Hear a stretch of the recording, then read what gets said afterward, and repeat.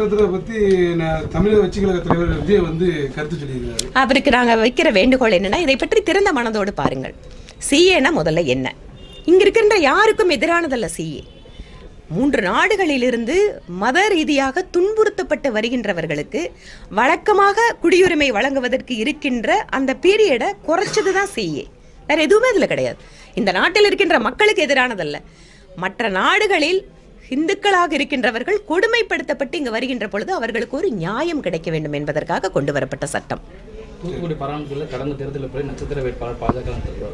எங்கள் வேட்பாளர்கள் அத்தனை பேருமே நட்சத்திர வேட்பாளர்கள் தான். தமிழகத்தில் ஒரே நாடு ஒரே தேர்தல் சட்டம் அமல்படுத்துவதற்கு ஒரே நாடு ஒரே தேர்தல் என்பது ஒரு மிகப்பெரிய தேர்தல் சீர்திருத்தம். அதற்காக ஒரு குழு அமைக்கப்பட்டு அந்த குழு இன்று ஜனாதிபதியிடம் தங்களுடைய பரிந்துரைகளை வழங்கி இருக்கிறது. இந்த பரிந்துரைகளை இப்போது வரக்கூடிய நாடாளுமன்ற தேர்தலுக்கு பின்பாக எப்படி அது சாத்தியம், அதில் மற்ற கட்சிகளுடைய கருத்துக்கள் எல்லாம் என்ன? ஏனென்றால் இந்த குழுவிலேயே பல்வேறு கட்சிகளும் இருக்காங்க. குலாம் நபி ஆசாத் இருக்காரு, காங்கிரஸ் கட்சியினுடைய தலைவர். எல்லா அரசியல் கட்சிகளை ஒருங்கிணைச்சுதான் அந்த குழு போட்டிருக்கு.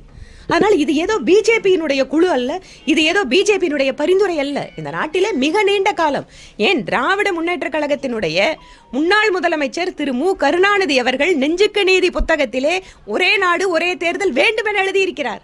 அப்ப எப்படி உங்க தலைவர் சொன்னதை மாத்தி பேசுறீங்க? இந்தியா என்பது இன்னும் வலுவாக, இன்னும் வளர்ச்சியடைந்த நாடாக, இன்னும் ஒரு மிகப்பெரிய ஒரு வல்லரசு நாடாக மாறப்போகிறது. இந்தியாவை எப்படியாவது உடைக்க வேண்டும் என்பது அந்த பிரிவினைவாத கருத்துக்களை பேசுகின்ற திமுகவின் திட்டம். ஆனால் நாங்கள் சொல்கிறோம், இந்தியா இதை விட, இப்போது இருக்கின்றதை விட இன்னும் வலுவாக மாறும்.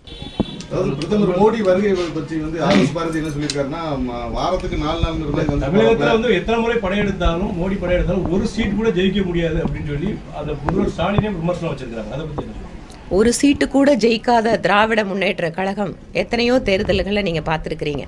ஆனால் இன்று பாரதிய ஜனதா கட்சி தமிழகத்தில் வலுவாக வளர்ந்து வருகிறது. வருகின்ற நாடாளுமன்ற தேர்தலில் அதற்கான பதில் அவருக்கு கிடைக்கும். பிரதமர் அடிக்கடி தமிழகம் வந்திருக்கிறார் என்றால் எத்தனை முறை எத்தனை 1000 கோடிகளை கொடுப்பதற்காக தமிழகம் வந்திருக்கிறார். நேற்று தமிழகத்தினுடைய முதல்வர் பொள்ளாச்சிக்கு வந்தார், கோவை மாவட்டத்துக்கு. இதற்கு முன்பாக இருந்த அரசாங்கம் அறிவித்த திட்டங்கள், அவர்கள் செய்திருந்த அத்தனை பணிகளுக்கும் தன்னுடைய அரசு செய்தது போல ஒரு முத்திரையை அங்கு குத்த விரும்புகிறார். அதே போல 15 அங்கன்வாடி மையங்கள், 10 சமூக நலத்து கூடங்கள் என ஏதோ ஒரு மாவட்டத்தினுடைய ஆட்சியர் அறிவிப்பதை போல ஒரு மாநிலத்தினுடைய முதல்வர் அறிவிக்கின்றார். ஆனால் பிரதமர் மோடி அவர்கள் இங்கு வருகின்ற பொழுது ஒவ்வொரு முறையும் சாலைகள், துறைமுகம், புதிய விமான நிலையம், எத்தனை 1000 கோடிகளை அள்ளி கொடுத்து கொண்டிருக்கிறார். 6 லட்சம் கோடிக்கும் அதிகமாக கடந்த 10 ஆண்டுகளில் தமிழகம் திட்டங்களை பெற்றிருக்கிறது.